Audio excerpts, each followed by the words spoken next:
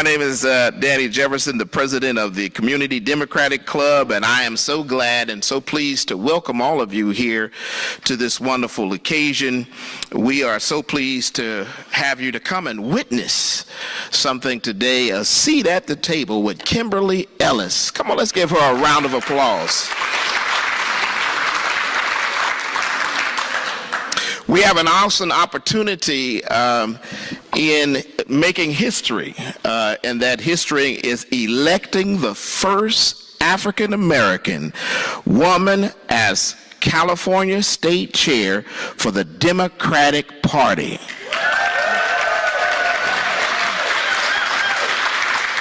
Isn't that awesome? And you know what? It can be done, and we will do it.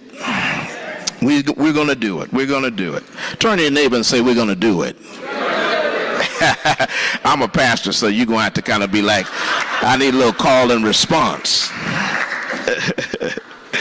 I sincerely hope today that you will have a wonderful time. I'm sure you're going to leave here today inspired, empowered, also, and most of all, informed.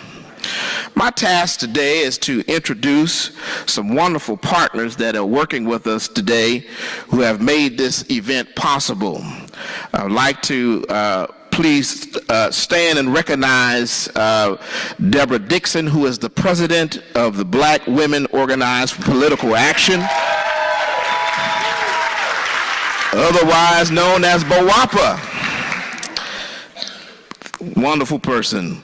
Do we have Mr. Don Jordan? Is he here with us today?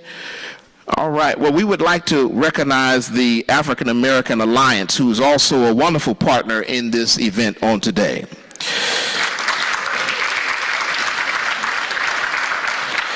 I see Mr. Hakeem Brown, who is also a vice president of the local branch of the NAACP. If you would stand and be recognized.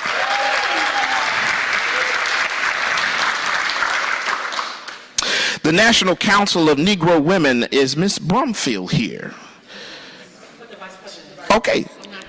Okay, we have the vice president here today. Would you please stand and be recognized?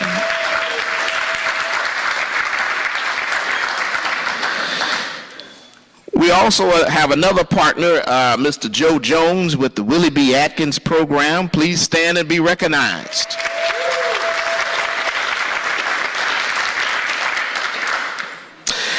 Do we have the president? I believe Ms. Wallace is still the president for the local chapter of Delta Sigma Theta. Do we have a representative for them that came today? Okay, all right. We have some Deltas in the house, I see. So we thank you for coming. These are our partners. Let's give all of these collaborative organizations a wonderful round of applause for putting on this event on this day. Secondly, my task today is to introduce our elected officials today. I believe we have a few. We have the Honorable Hakeem Brown, City Councilman of the Vallejo City Council. If you would stand and be recognized again. Mr. Brown also is the delegate 14 for the Democratic Party, and so we appreciate him being with us today. Vallejo City Unified School District Vice President, Mr. John Fox. Please stand and be recognized. Awesome. Suisun City Mayor, as well as delegate to the Democratic Party, the Honorable Lori Wilson.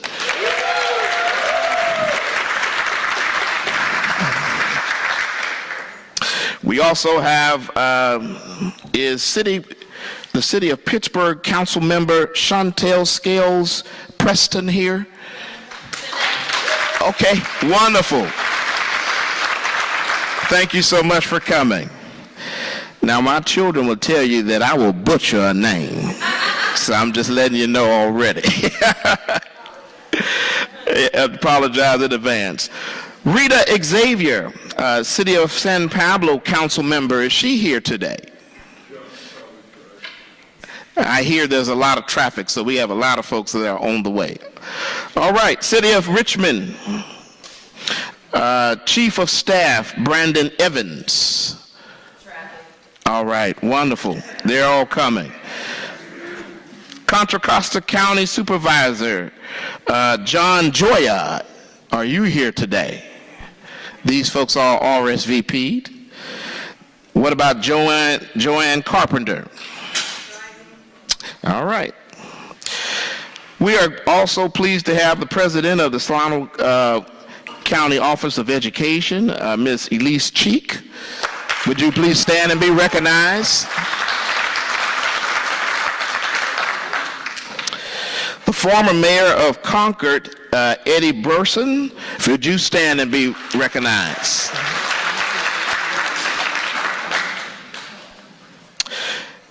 Taylor Kimber, representative of Congress. Taylor Kimber is representing Congressman Mark DeSonia. Would you please stand and be recognized? I believe I saw Miss A. Marie Young, who is also on the board for the Solano Community College Board. Please stand and be recognized. Did I miss someone? All right, well, let's stand with Diane Beckman. Please stand and be recognized. Oh, yes. Anyone else that I miss? I see Morgan also, I'm sorry. He's also Hannigan, one of our delegates for the Democratic Party. Please stand and be recognized. If we have any other delegates that are here too, if you're here, if you please stand and just let us recognize you and clap our hands. Give these folks applause, for they're going to be the ones that are going to be able to vote and make the difference. Is there anyone else that I missed? Lottie, Dottie, and everybody. Please just clap your hands for everybody in the house. I think that will encompass everyone. We are excited about what we're doing, and I'm just so glad, Vallejo, that you have come out for this event. We are looking forward to a bright future with this stalwart woman who is running for such an exceptional seat, and I am just elated and excited about the possibility for her winning, and we are looking to do whatever we can do to support her in her efforts, because I believe that California will be a better state if Kimberly Ellis is at the chair of the Democratic Party. Would you agree? Thank you so much. This is my time.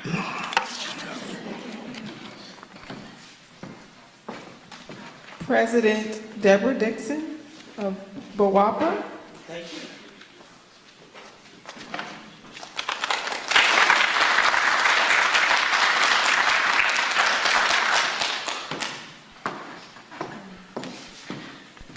Good afternoon, everybody. I'm so delighted to see everybody out here today. It's a beautiful day, a spring day. You could have been in your garden, digging around in the garden, and instead decided to come here. So I'm absolutely delighted to have everybody here. Our hashtag today is hashtag a seat at the table.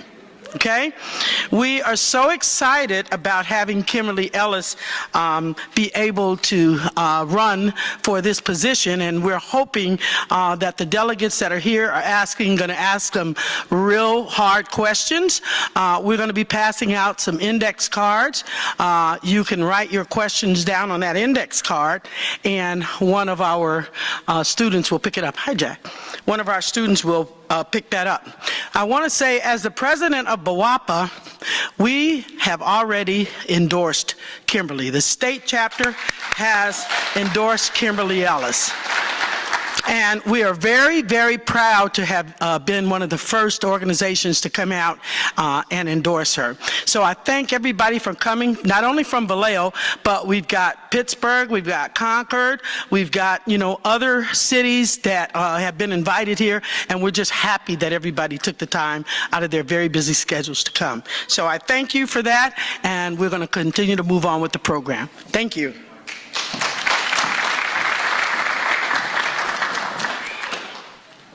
Hakeem Brown, Vallejo City Council.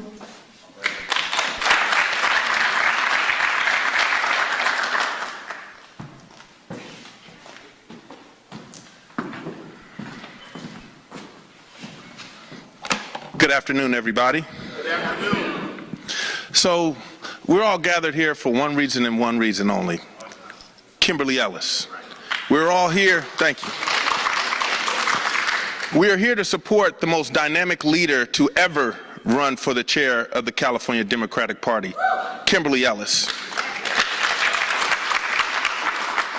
We are here because leadership matters, right? And most importantly, let's not keep our eyes on the prize. We are here because the California must lead the charge to put a new person in the White House.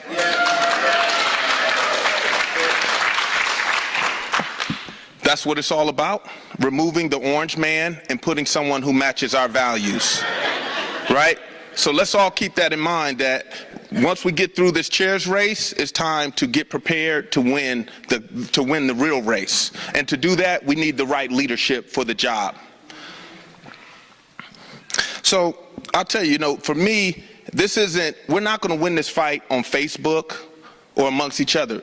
We're going to have to win this street by street, house by house, working class family by working class family. That's how you win an election, and that's how we take back the White House. And to do that, we need a street fighter, and that's Kimberly Ellis. There's only one candidate who has dedicated her life to building a bench. That's Kimberly Ellis. How many Emerge graduates we have in here? They're everywhere.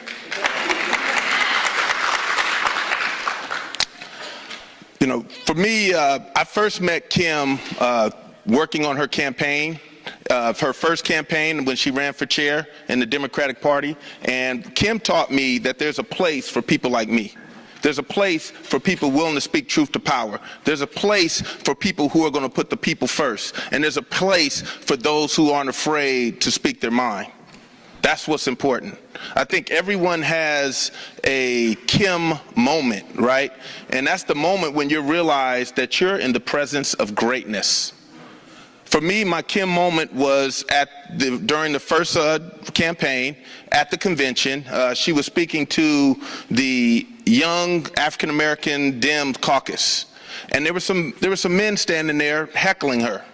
And they were loud. They were trying to get her to throw her off, hopefully stop the speech that she was giving. They were loud. Me being a Vallejo guy, I said, be quiet and let this sister get a chance to speak.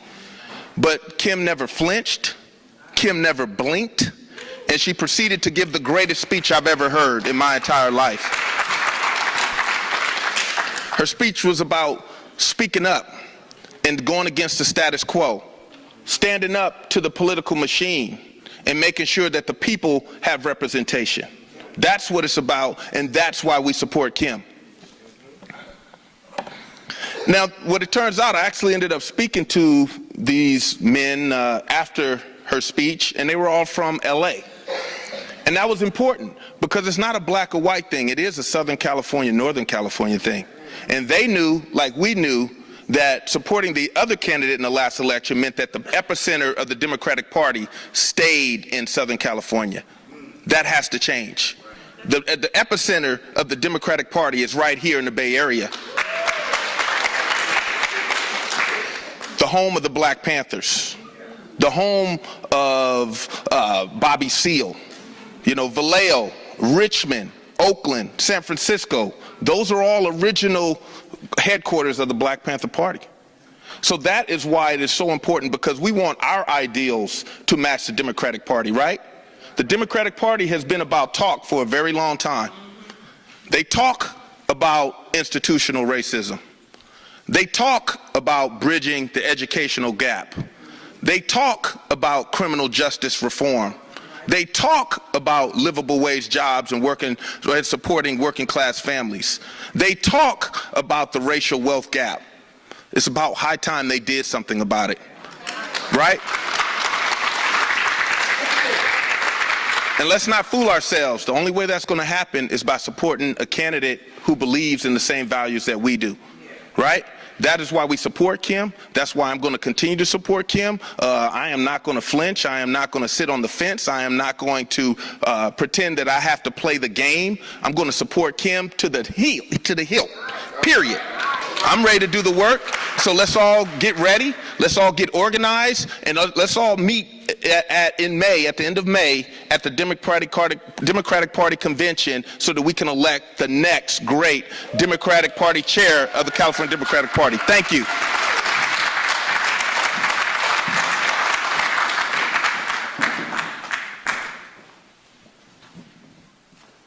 Diana Beckton.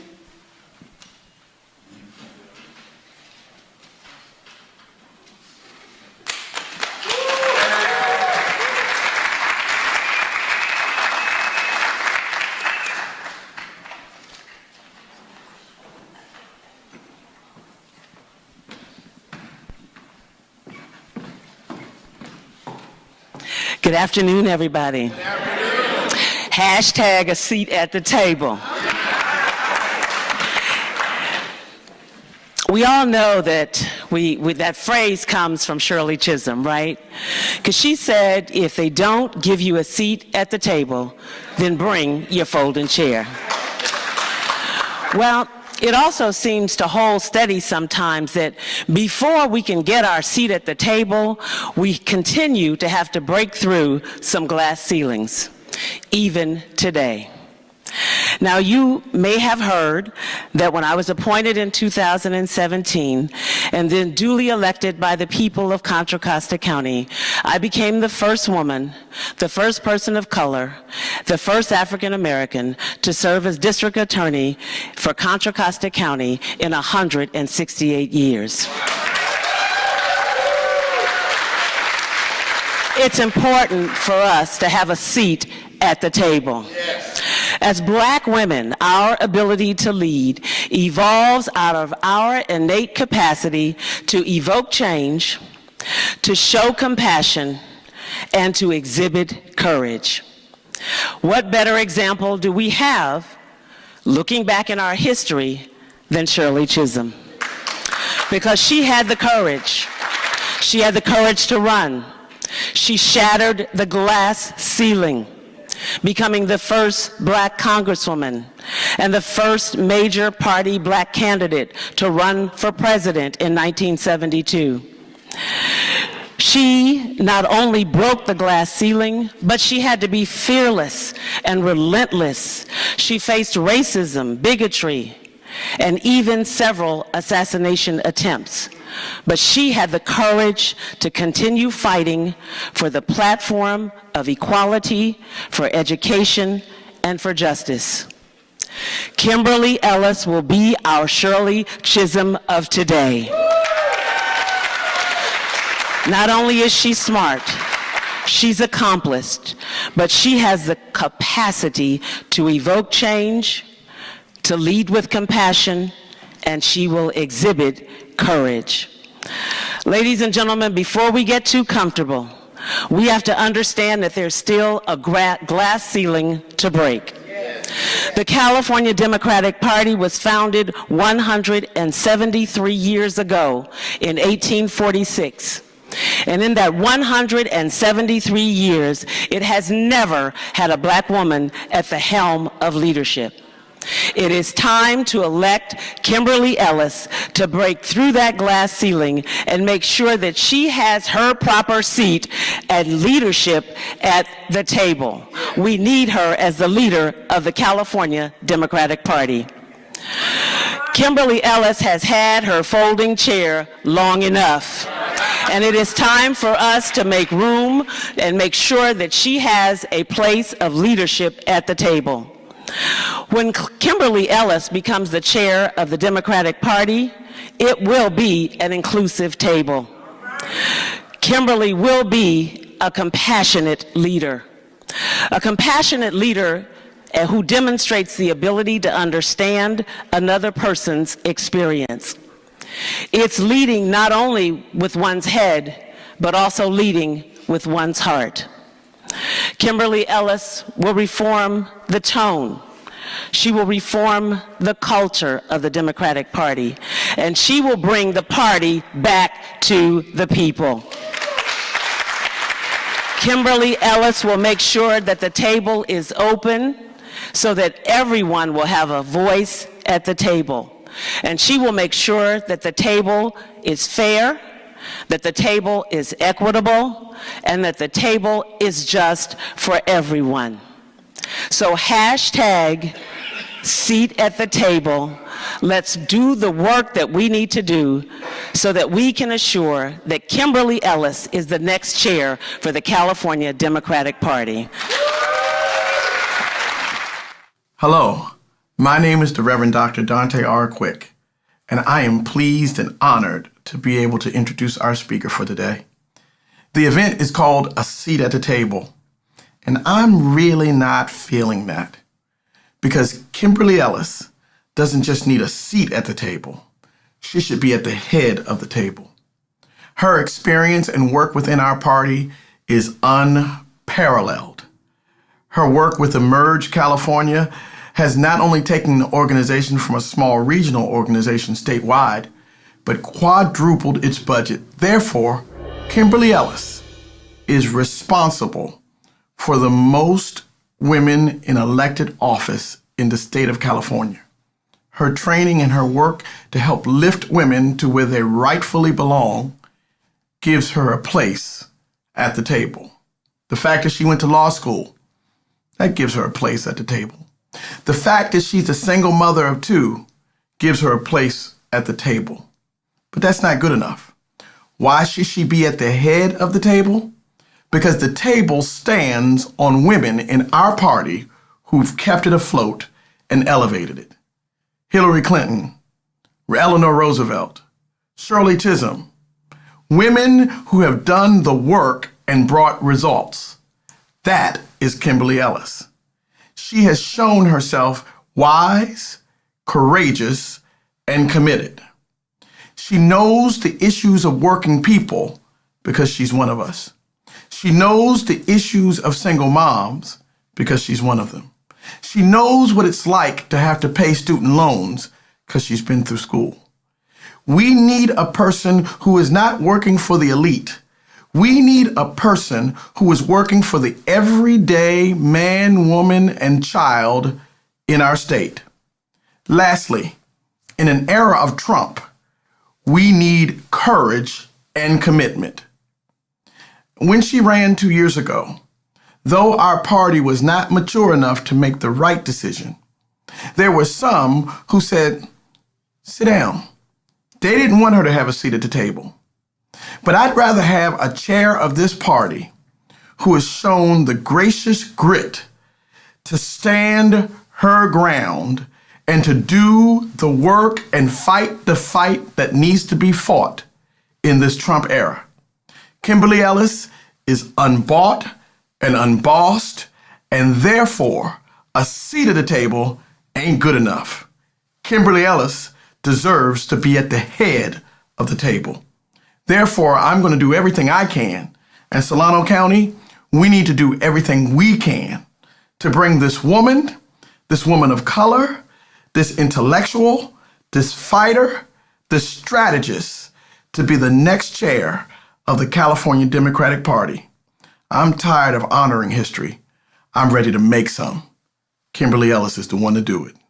Your next speaker is the one and only, my friend, my colleague, my member, my hero, Kimberly Ellis.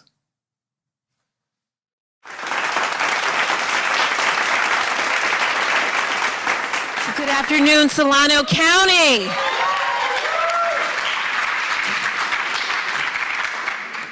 Well, I want to say how wonderful it is to be here this afternoon and in conversation and community with you all. I was up at 6 this morning, caught a flight out of LA up to Sacramento for a meeting with several delegates up there, and then booked it as fast as I could safely down here to be with you all. So I apologize for being a little late, but let me just say how full my heart is right now to be welcomed by so many from the community and the young men from Omega Psi Phi. Thank you, thank you, thank you.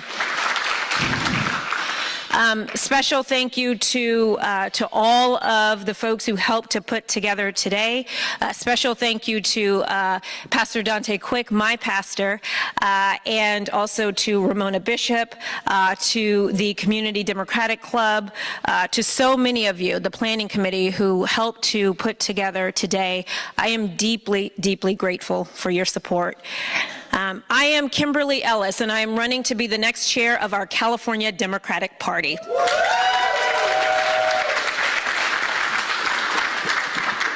Many of you may remember me from 2 years ago when I ran to be the chair of our party. That campaign ran on a platform of redefining what it meant to be a Democrat. Because there were many of us who believed that the Democratic Party as an institution and too many of our elected officials at the highest levels had forgotten what it meant to be a Democrat. They had forgotten that our party was the party of the poor. Ours was the party of the working class. Ours was the party that believed in reaching back and pulling people up. There are many of us who believe that the Democratic Party had lost its way. And it really was a campaign that talked about being a party of the people, by the people, for the people. We talked a lot about getting the party back to basics by rerouting and regrounding the party in people.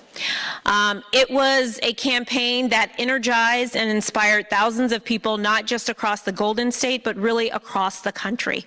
At its core, the campaign was about getting this party back to what it used to be masterful at, and that is organizing, organizing, organizing. Organizing our communities around issues that are important to all of us. And even though that campaign, which was a 2-year campaign, it took me all across the beautiful state of California. I had the incredible pleasure of visiting 50 out of 58 of the counties here in California. I can tell you, this is a very big state, but an incredibly diverse and beautiful state. And I can tell you that the people in the state of California are hungry and ready for real change within this party. That campaign, we ended up winning 70% of the elected delegation, but the California Democratic Party has its version of an electoral college in the form of superdelegates. And so we ended up losing by 57 votes. But that was then, and this is now.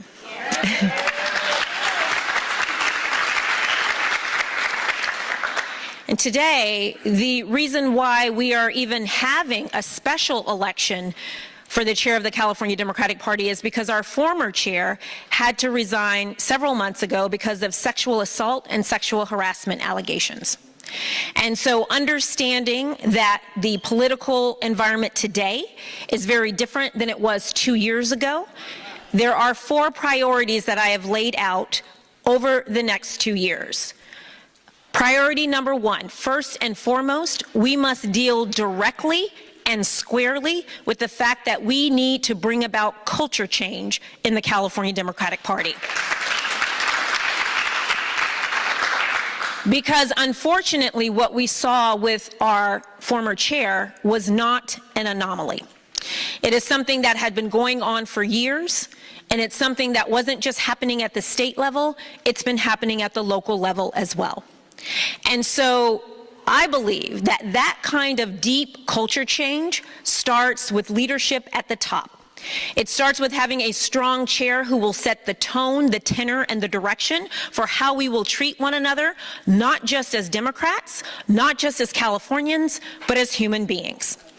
And so ensuring that we put the right systems and processes in place to ensure that that kind of abuse never again happens in the name of the Democratic Party is first and foremost. We also need to ensure that the victims who were abused are made whole to the extent that we are able to. Some of you who may be following what's going on at the Democratic Party closely may know that there is already one lawsuit that has been filed against the party. There was an amendment to that lawsuit filed just this week, and there are probably between 3 to 5 additional lawsuits that will be hitting the party.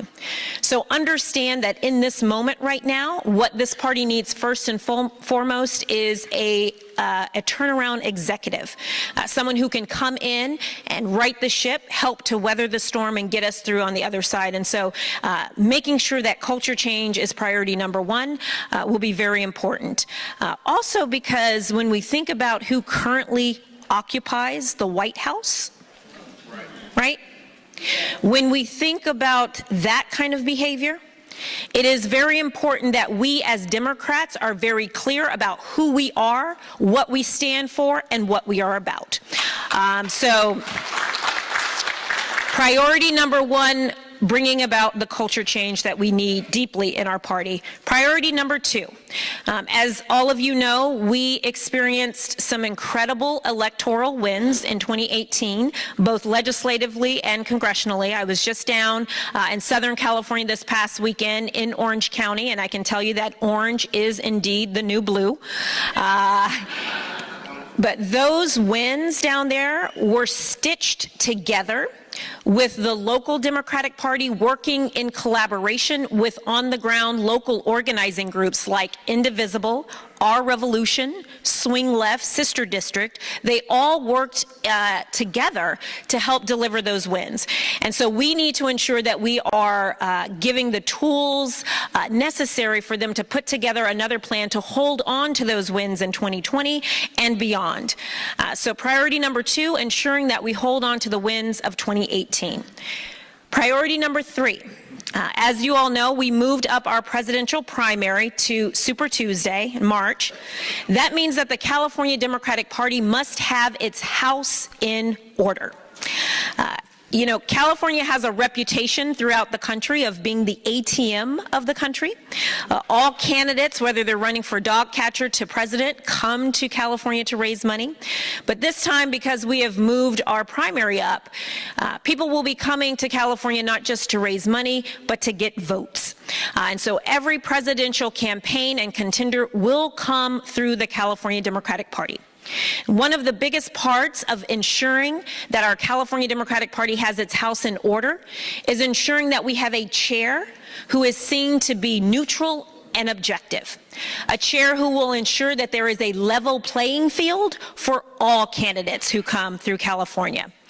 One of the biggest lessons from 2016 is that we cannot afford to have a Democratic Party that is seen as biased, that is seen as putting a thumb on the scale, that is seen as playing favorites. And so I have pledged that I will not be endorsing any presidential candidate until after our primary has concluded.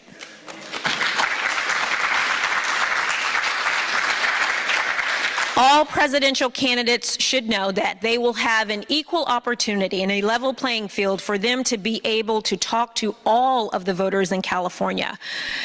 Priority number four. I think we can all agree that taking back the White House in 2020 is priority number one.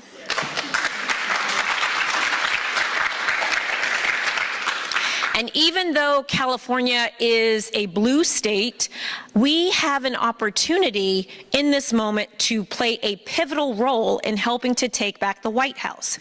California is the 5th largest economy in the world. I like to say that here in California, we don't follow trends, we set the trends.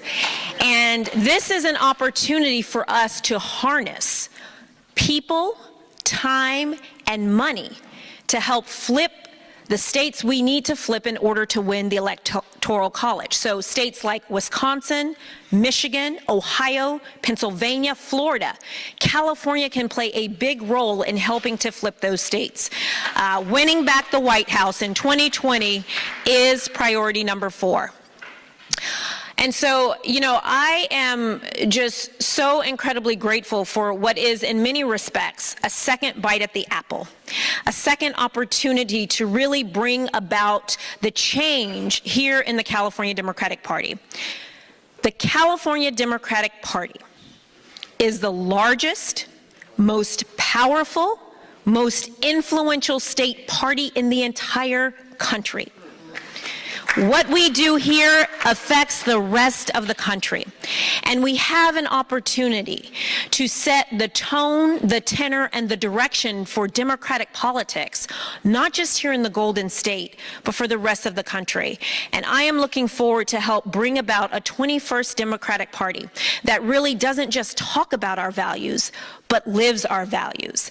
A party that really is the party of the people. In this moment, we have an opportunity to really do things differently. And I believe that California was born to lead. I'm looking forward to being your champion, to helping to really connect the dots as to how politics touches every single aspect of your life, really making this party relevant in your everyday lives. I believe that the California Democratic Party has both an opportunity, but more importantly, an obligation to educate our citizenry, to bring more people in, and to really make this party have some value in their lives. And so I'm grateful for the opportunity. Let me end by saying this. The biggest difference between the last campaign and this campaign is the last campaign we talked about some of the programmatic pieces we wanted to bring to the party. This time around, we are actually going to show you some of the programmatic pieces. So our philosophy this time around is don't talk, show. And so we are showing 3 programmatic pieces that we are going to run over the course of the next couple months of this campaign. One of the programmatic pieces that I want to talk more in depth about is a paid internship for our young people. Because for far too long, this Democratic Party has talked about the importance of investing in our young people, but it's time to put our money where our mouth is. And so on this campaign, we are going to have paid fellows. This is directed towards Gen Z and millennials. So folks between the ages of 16 and 35, you will get an opportunity to come and work on this campaign, to learn about the party, to learn about organizing, to learn about our issues. You will be paid a $1,000 stipend, and it will culminate at the state party convention, which will take place from May 31st through June 2nd in San Francisco. For us, this really is about our party, not just talking about our values, but living our values. The second programmatic piece, it is a $50,000 grants initiative. We are calling it Hold the Line.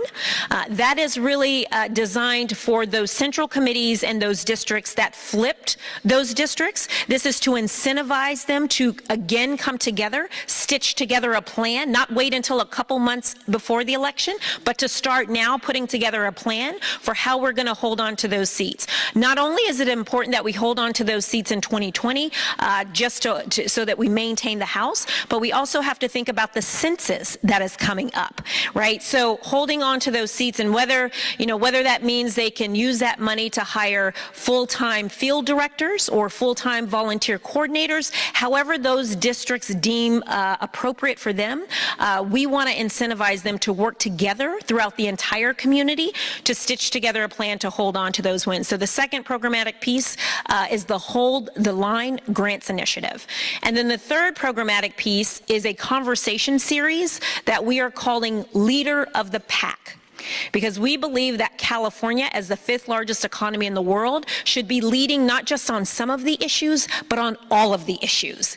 So issues like Medicare for all, issues like the future of work and how automation and robotics is going to play into that, issues like soil regeneration and how that can help to really reduce our carbon emissions.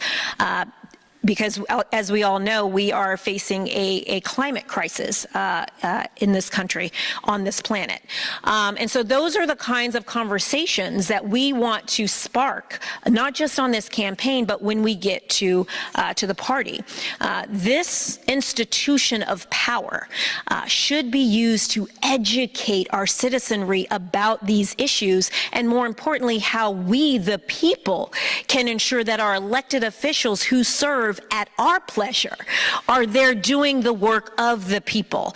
That is what this campaign and really my tenure at the California Democratic Party is all about. It's about reminding us that we are the people, reminding us that we are the power, reminding that we are the ones who can bring about the change that we know is possible. So with that, I want to conclude. Again, thank everyone for taking time out of your Saturday to join us to learn more about this campaign. If you haven't already had an opportunity to check out the website, it is voteforkimberly.org. That's vote for, F-O-R, Kimberly.org. You can find pretty much everything you need to know, our plan, our priorities, our platform. There's an issues tab with about 21 different issues on there. I'm really looking forward to continuing this conversation over the next couple years as we really lay out the vision for what this party can and should be to every Democrat here in California and across the nation. So thank you.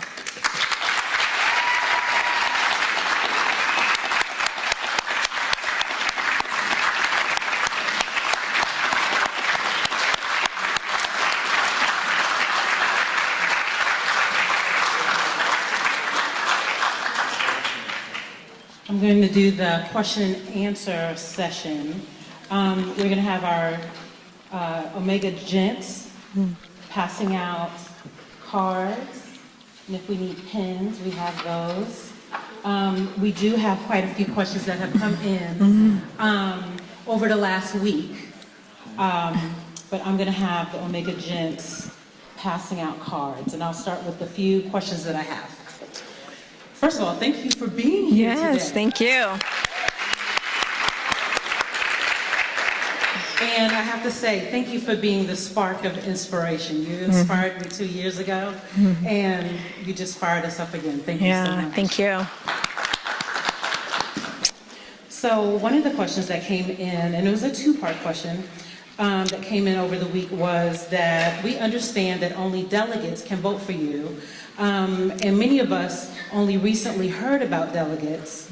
Can you kind of explain what delegates are?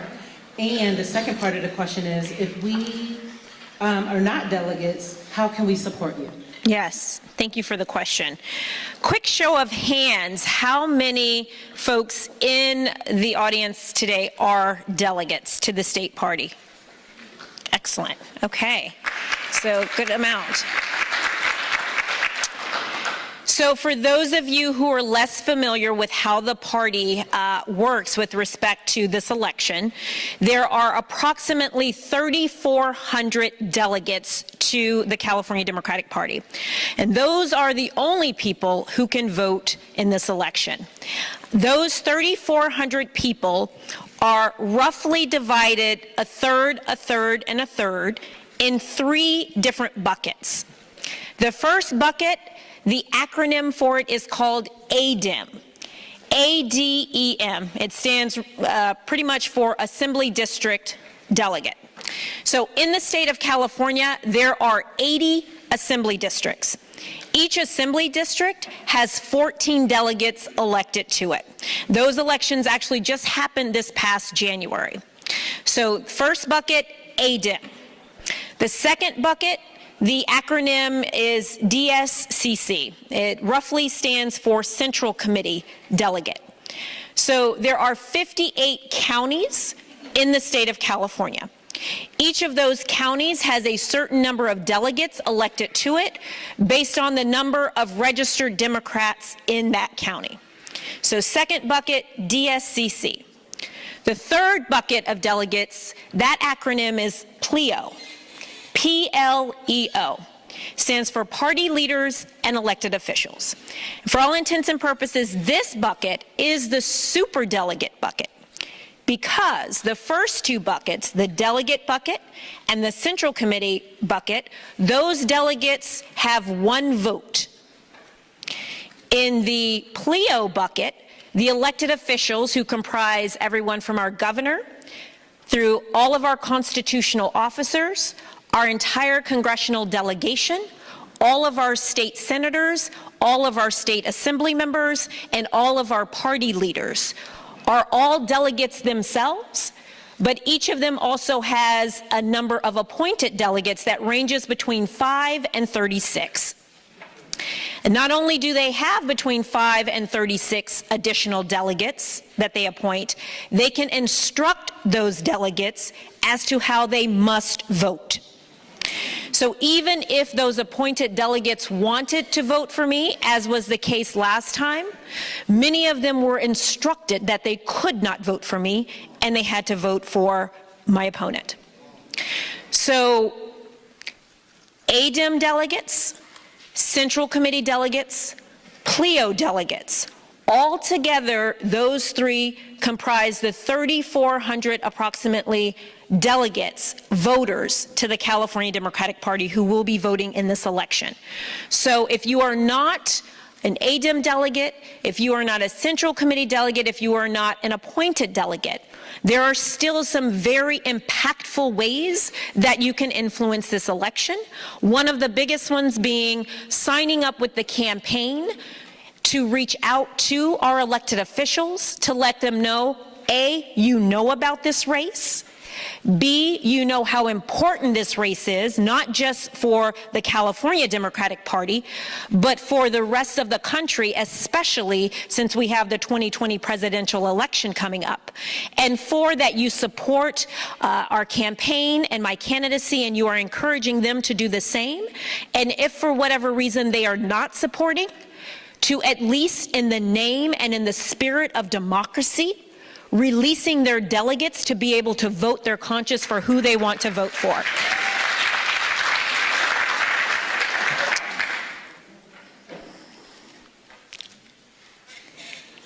Thank you. We have some good questions. Yes. What would you do to incentivize, push local central committees to actively build community alliances and engage in campaigns? What would you do to identify and handle central committees who are not community appropriate in making community efforts? And this question is from Glenn Lovall, ADEM AD 11. Yes. Thank you for your question. So I was just up in Sacramento talking with a group of delegates who were also talking in the same vein with respect to helping the local central committees and the local Democratic parties. Here's what I want to say, because I think that the essence of that question really talks about the need for culture change. The need for culture change isn't just talking about the need to root out and do away completely and wholly with the sexual abuse that was going on in our party. It also is talking about doing away with the bullying, the harassing, the retaliation, the "this is my party, not your party, you don't look like me, you don't belong here" party. That kind of stuff is the kind of stuff that has quite honestly been suffocating and stifling this party from growing. For the very first time in California's history, last year, the number of decline to state, no party preference, and independent registration outpaced Democratic registration for the very first time. That is not just a California phenomenon, that is a national phenomenon. There are too many people who don't believe and trust in this party. There are too many people who don't see the value and the relevance in this party. There are too many people who don't believe that this party is welcoming to them. That must change, and under my tenure, that will change. But one of the things that the chair of this party can do is to set the tone and the tenor for how we will behave. It's important that we set the ground rules for what the expected behaviors are. And so what you can expect is that the local central committees and Democratic parties will not just be given the tools they need, not just be supported with the financial resources they need, not just supported with connecting them with the partnerships they need in order to be most impactful and effective in their respective areas. But you can also expect that I will be holding our leaders and the leadership of those Democratic clubs, of those central committees, to be living our tenets as Democrats, to be welcoming and opening to everyone. And if they are not, they will be thanked for their service and summarily walked to the door. What positions or issues do you have that are different from the other chair candidates? So the California Democratic Party has a party platform, which I believe probably all three of the other candidates subscribe to and believe in, at least in theory. What I will say is the biggest difference between me and the other candidates is the readiness and the experience to actually do the job. One of the things that we haven't talked enough about is the actual role of the chair of the party. What does the California Democratic Party chair actually do? Well, there are three main duties that the chair of this party does. First and foremost, they raise money. They raise the operational and programmatic budget in order to run the party. As the executive director of Emerge California, I quadrupled the budget during my 7-year tenure, raising millions and millions of dollars to recruit, train, and support Democratic women to run for office. Women like San Francisco Mayor London Breed, women like Oakland Mayor Libby Schaaf, women like Malia Cohen, the first African-American woman to serve as the Board of Equalization member. Members like Eleni Kounalakis, the first female lieutenant governor of California, women like our own Lori Wilson, mayor of Sassoon, Kay Patrice coming down the pike. So many Emerge women who are elected and sit in elected office today. So the role of the chair is to raise the budget in order to be able to do the programs, the programmatic pieces, and to keep the lights on. So number one, you raise money. Number two, you are the official spokesperson for all California Democrats. You are the face, the soul, the spirit of California Democrats. You go on TV, you talk to the media and the press, and you represent our values as Democrats. And then thirdly, the chair of the party is the cheerleader in chief. They are the one that goes all across the state that helps to rally the troops around our values, our initiatives, and our candidates that speak our values. So that is the role of the chair. So when you talk about the expertise and the background that you need, someone who A, has a track record of raising money to actually run the operation, B, someone who has experience being the spokesperson of a statewide organization, and thirdly, someone who has a proven record of being able to expand the electorate, to energize people, and to inspire them to action. So when it comes down to distinguishing myself from the other candidates in this race, it really comes down to who is the best qualified person to do the job and to lead, and that is Kimberly Ellis.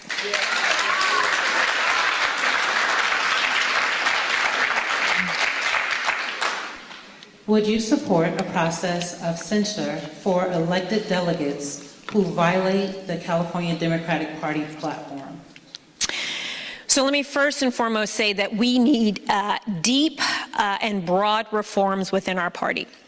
This is, again, in the same vein of conversations we've been having all across the state. We need to have a delegate handbook that is in place so that we very clearly lay out what your duties and responsibilities are as a delegate, but also what the expectations are in terms of how you behave. The truth of the matter is the California Democratic Party has operated on sort of a wild, wild west philosophy. That is the truth. There have been no rules laid down. There have been no expectations set with respect to how we treat one another. So first and foremost, we need to get those rules put in place. But I will tell you that there are too many bad actors in this party. And I believe that everybody deserves a chance to grow and to evolve into the kinds of people we want representing our party. So first and foremost, I want to make sure we have that delegate handbook put in place. I want to make sure everyone has delegate training to understand what's in the manual and how they're expected to behave.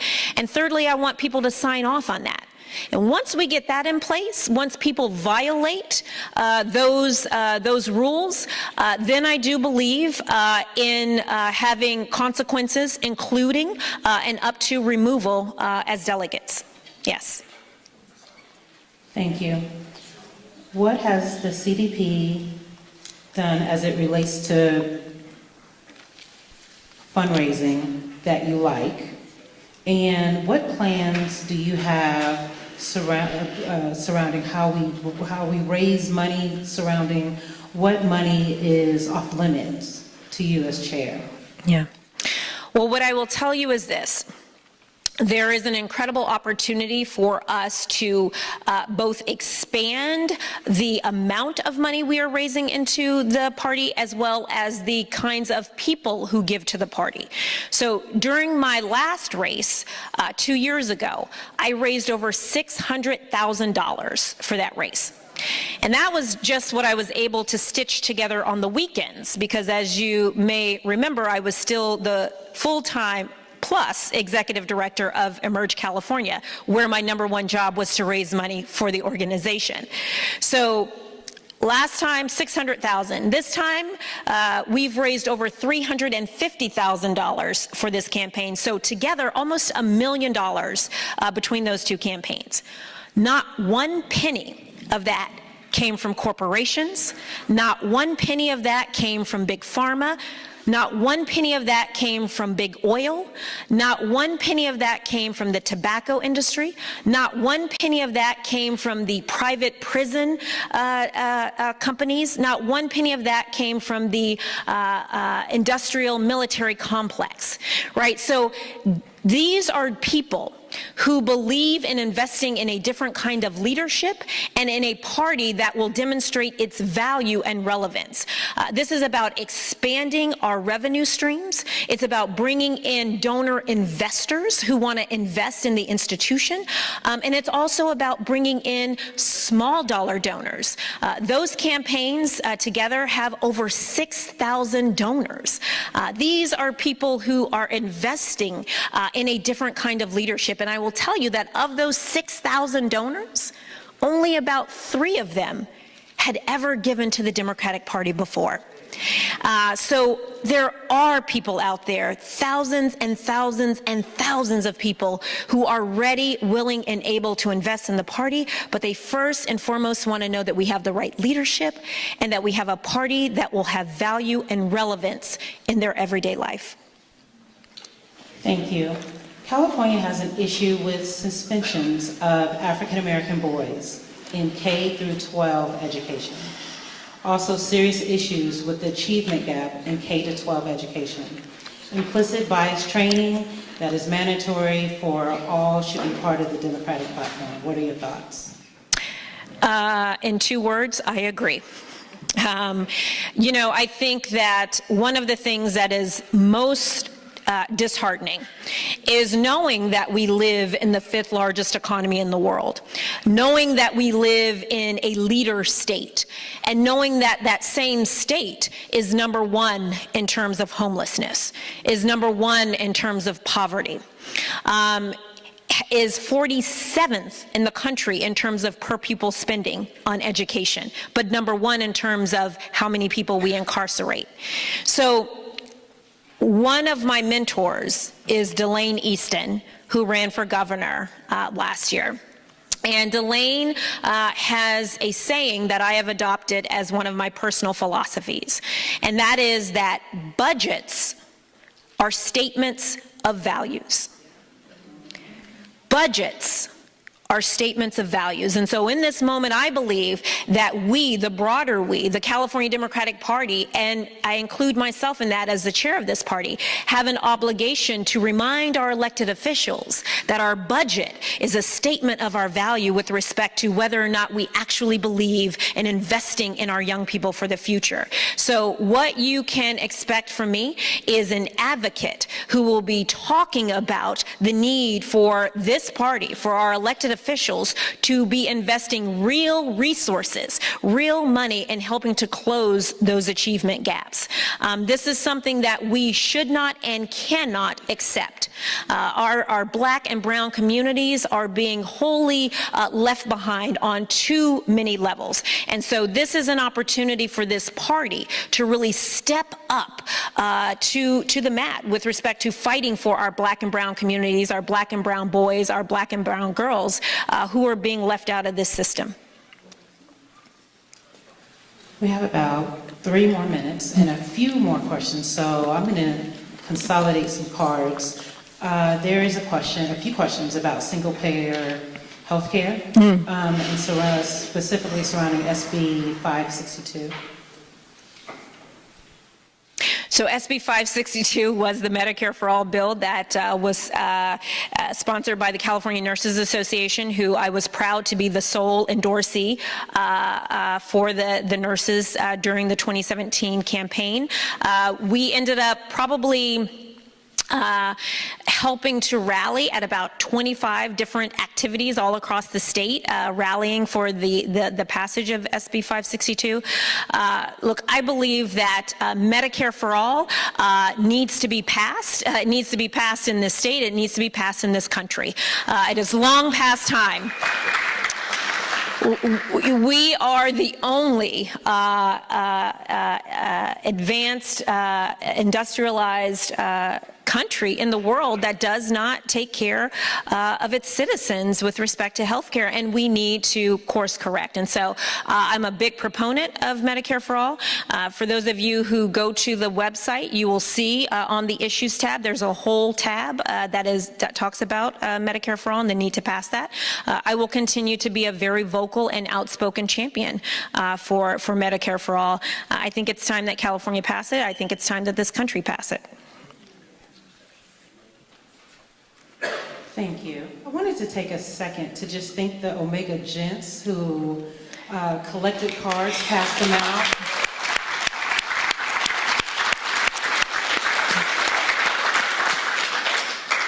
I think we've consolidated down to one last question. And it's a question about, did I just move the card?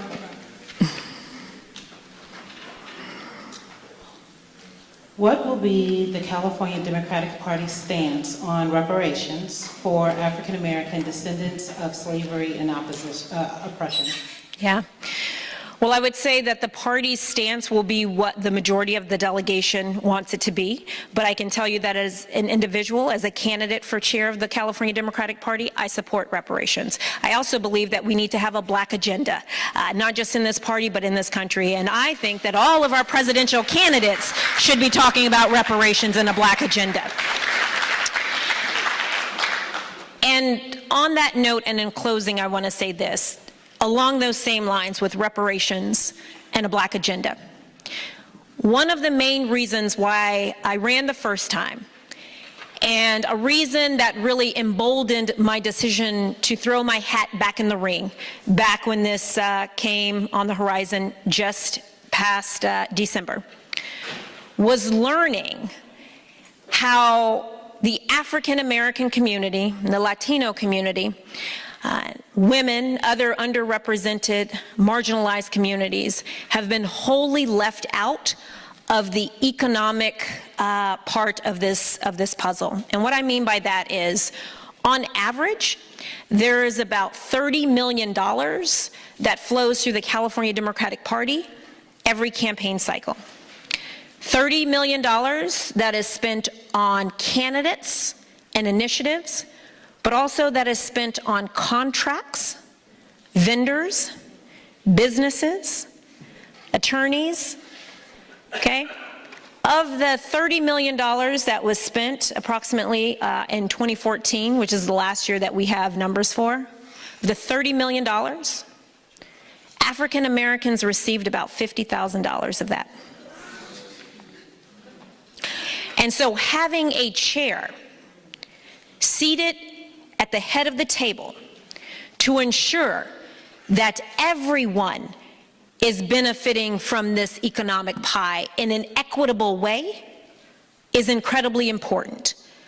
It is not fair, it is not just that the California Democratic Party claim the mantle of being the party of the people, the party of diversity, the party of the African American community, which is the backbone of this party, the party that believes in investing in people, when we are getting wholly left out of the economic pie.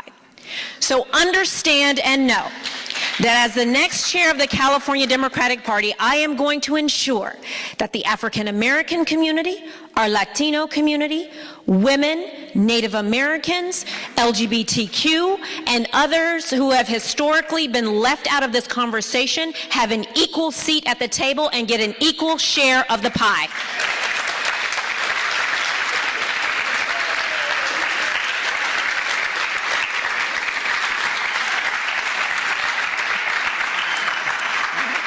Is that it? Is that it? Are we done? We're not done. Okay. We're calling to the stage the Honorable Lori Wilson. She is the first Black woman mayor of Solano County.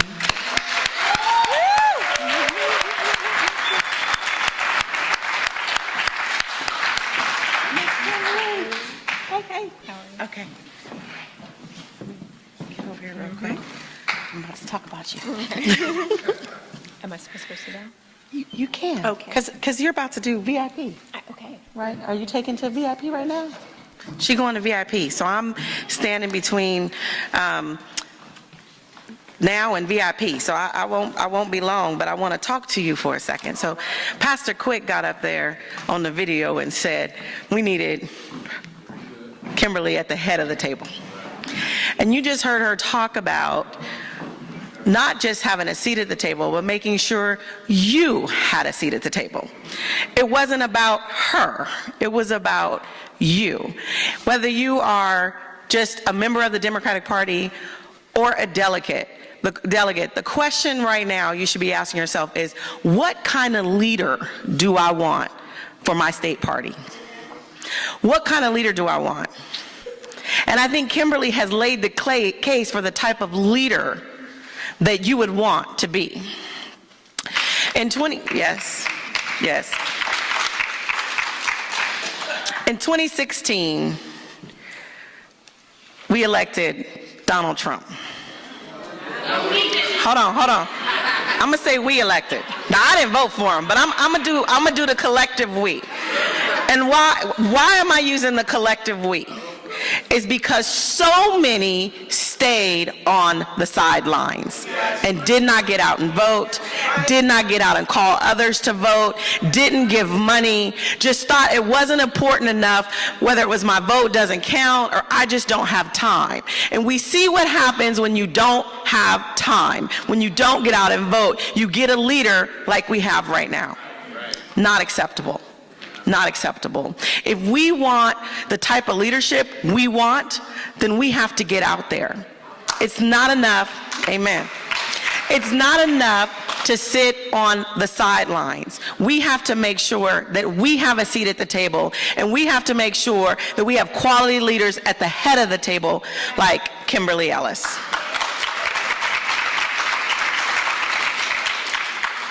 So how do you get off the sidelines? What do you have to do?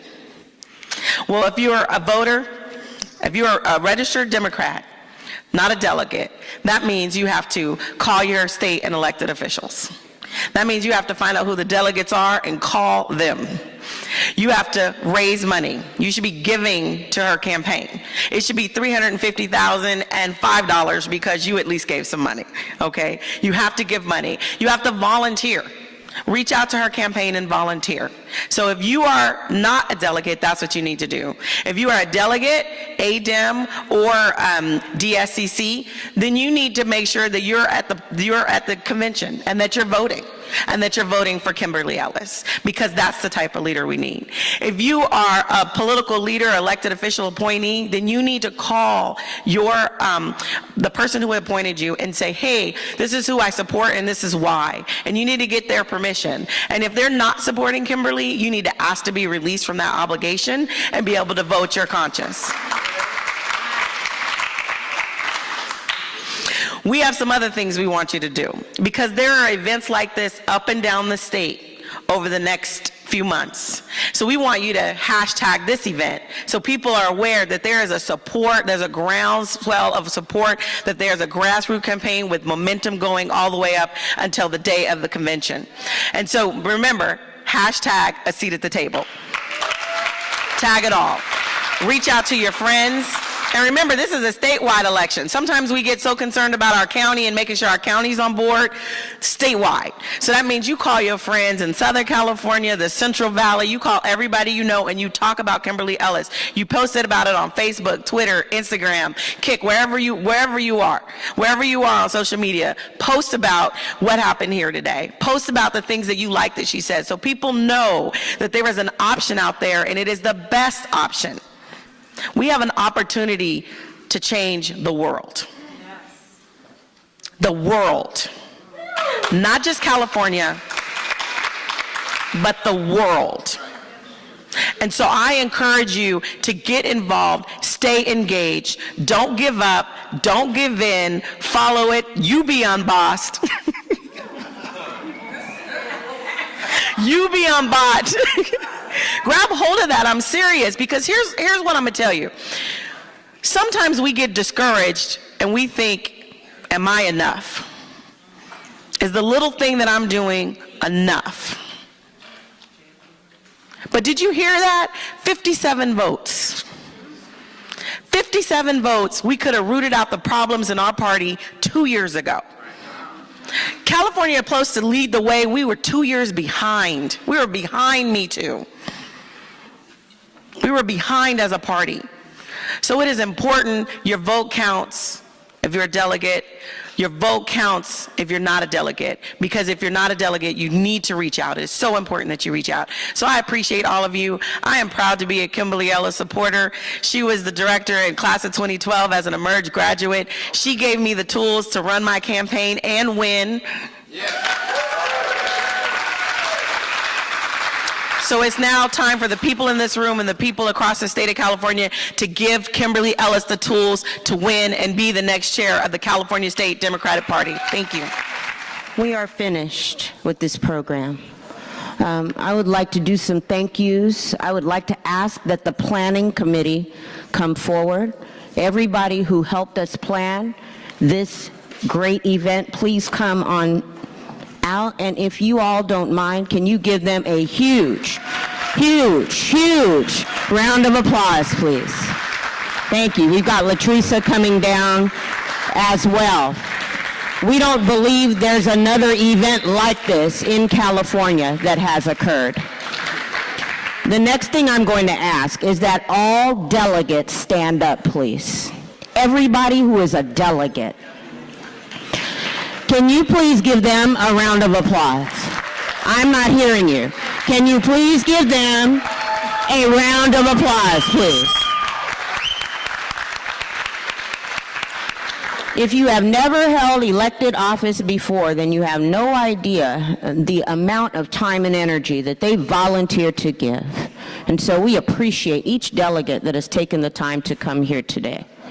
We're going to ask that all delegates take the VIP exit this way, and you're going to be going toward the VIP reception.